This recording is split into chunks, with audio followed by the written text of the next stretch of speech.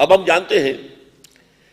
کہ زندگی میں خلافت دینا، موجودگی میں خلافت دینا، یہ ہمارے ہاں تصوف کا ایک اہم معاملہ ہے کہ کوئی بزرگ ہیں، مرشد ہیں، روحانی معالج ہیں، اور پھر اپنی زندگی ہی میں کچھ لوگوں کو تربیت دے کر جب اس قابل کر دیتے ہیں کہ اب وہ خود بھی دوسروں کا علاج کر سکے روحانی اعتبار سے، تو انہیں خلافت عطا کر دی جاتی ہے۔ حالانکہ مرشد بھی زندہ ہے، لیکن ان کی زندگی ہی میں خلافت دی جاتی تھی۔ آپ کو معلوم ہے کہ بابا فرید الدین شکر گنج کی زندگی ہی میں نظام الدین اولیاء رحمۃ اللہ علیہ کو خلافت ملی، اور قطب جمال ہاسوی رحمۃ اللہ علیہ کو خلافت ملی۔ اسی طریقے سے کلیر شریف کے صابر صاحب کو خلافت ملی، ان کی زندگی میں ملی۔ تو خلافت جو ہے در حقیقت کسی کی زندگی میں بھی ہوتی ہے، موجودگی میں بھی ہوتی ہے۔ چنانچہ یہ جو بادشاہ تھا جو غرق ہوا ہے حضرت موسیٰ علیہ السلام کے زمانے میں، اس کا باپ جو تھا اس نے اپنے بڑھاپے کی وجہ سے اپنی ہی زندگی میں اپنے بیٹے کو بادشاہت عطا کر دی تھی، تو وہ اس کی زندگی ہی میں خلیفہ تھا۔ اب یہاں غور طلب بات ہے، اللہ الحی القیوم ہے،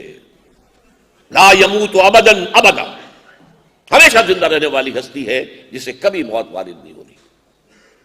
نمبر دو، وہ ہر آن اور ہر جگہ حاضر و ناظر ہے، لہذا اس کی خلافت کا کیا معنی، کس لیے،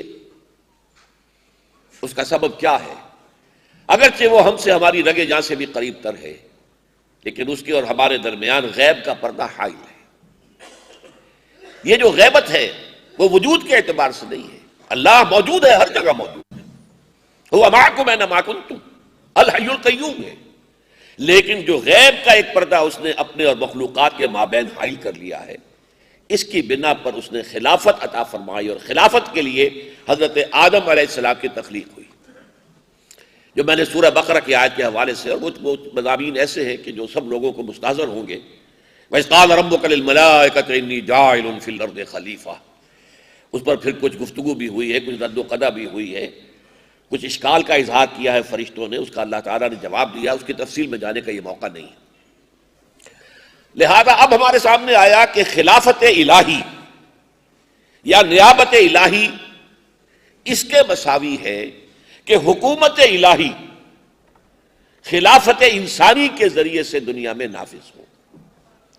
یہ ہے خلافت کا لغوی مفہوم۔